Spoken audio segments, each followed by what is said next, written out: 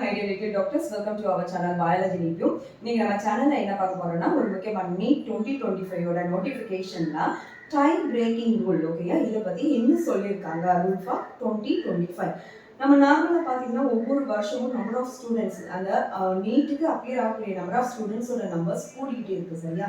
அதுல ஒரே மார்க்ல பாத்தீங்கன்னா நிறைய ஸ்டூடெண்ட்ஸ் இருக்காங்க. ஸோ இவங்கள எப்படி நம்ம வந்து மார்க் அலோகேட் பண்றாங்க, ரேங்கிங் வந்து எப்படி நம்மளுக்கு கொடுக்குறாங்க, ஸோ அதுக்குன்னு சர்டன் ரூல்ஸ் வச்சிருக்காங்க சரியா. ஸோ அந்த ரூலை பத்தி தான் நம்ம இன்னைக்கு பார்க்க போறோம். பாருங்க, ஃபர்ஸ்ட் அவங்க எந்த மார்க்கை வச்சு, ஃபார் எக்ஸாம்பிள் இப்போ ஒரு 10 ஸ்டூடெண்ட் 700 எடுத்திருக்காங்கன்னா அதுல எல்லாருக்குமே நம்மளுக்கு வந்து ரேங்கிங் வந்து ஒரே நம்பர்ல இருக்க முடியாது. ஸோ அது அந்த 10 பேர்ல யார் ஃபர்ஸ்ட் அதுல இந்த மார்க்கை ஃபர்ஸ்ட் பார்க்குறாங்கன்னா obtaining higher marks or percentage score in biology ஓகேயா. ஸோ பயாலஜி நம்மளுக்கு ஃபிசிக்ஸ் கெமிஸ்ட்ரி இந்த 3 எடுத்து மார்க் அவங்களுக்கு தெரியும். இந்த மார்க்ல பயாலஜி ஸ்கோர் நிறைய இருக்கிறவங்களுக்கு ரேங்கிங்ல ஃபர்ஸ்ட் ப்ரிஃபரன்ஸ் கொடுக்குறாங்க ஓகேயா. தென் செகண்ட் ஓகே அதுலயும் அவங்களுக்கு ஈக்குவலான மார்க் இருக்கு. அப்போ என்ன பண்றாங்கன்னா candidate obtaining higher marks that one is percentage score in chemistry ஓகேயா. ஃபர்ஸ்ட் பயாலஜி பார்க்குறாங்க, பயாலஜி சேம் இது இருக்கு. அதுக்கு அடுத்தது என்ன பண்றாங்க கெமிஸ்ட்ரி மார்க்கை பார்க்குறாங்க.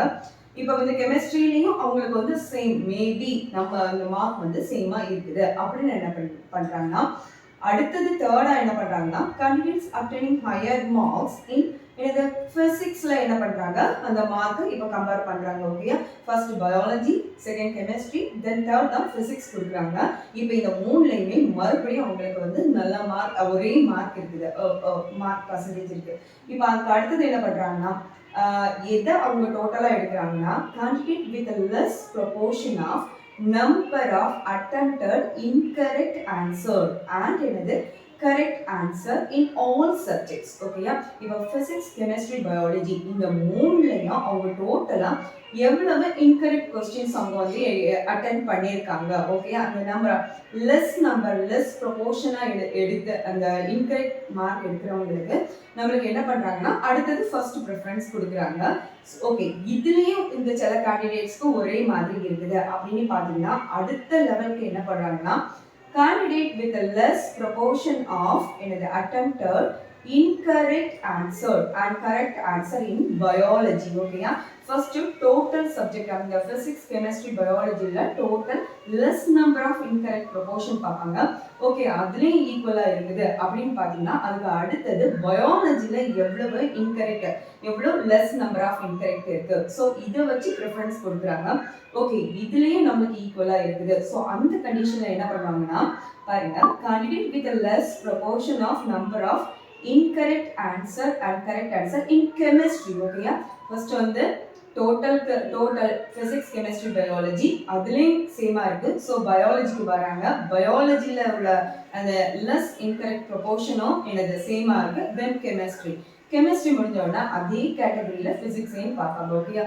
இப்போ இந்த கேட்டகரி ஜி வர எல்லாமே சில ஸ்டூடெண்ட்ஸ்க்கு வந்து கரெக்டா இருக்குது, மேட்ச் ஆகுது அப்படின்னா என்ன பண்ணுவாங்கன்னா இது வந்து ரொம்ப ரேர் கேஸ் ஓகேயா. ஸோ அப்படி இருந்ததுன்னா அவங்க என்ன பண்ணுவாங்கன்னா லாஸ்ட் மினிட்ல ஒரு random process with the guidance of an independent expert committee ஓகேயா. ஸோ வந்து இது வந்து ரொம்ப ரேர் கேஸ்ல இருக்க யாருக்காவது ஒரு ஆள் இந்த 2 பேருக்கு தான் இப்படி நடக்கும் அப்படின்னா அந்த டைம்ல ஒரு இண்டிபெண்டன்ட் எக்ஸ்பர்ட் கமிட்டி என்ன சஜஷன் கொடுக்குறாங்களோ அது வழியா தான் நம்மளுக்கு என்ன நடக்கும்னா நம்மளுக்கு டை பிரேக்கிங் ரூல்ல என்ன பண்ணுவாங்க ஜெனரேட் பண்ணுவாங்க. இந்த கேஸ் வந்து ரொம்ப ரேர் கேஸ் தான். ஸோ வந்து இது கண்டிப்பா உங்களுக்கு யூஸ்ஃபுல்லா இருந்ததுன்னா உங்க ஃப்ரெண்ட்ஸ்க்கும் கண்டிப்பா ஷேர் பண்ணிக்கோங்க. மறக்காம சப்ஸ்கிரைப் பண்ணுங்க. நாளைக்கு இதே மாதிரி இன்னொரு இன்ட்ரெஸ்டிங் நியூஸ்லோட நம்ம வந்து மீட் பண்ணலாம். Until then, bye from Dr. D. Usha Arasu. Thank you.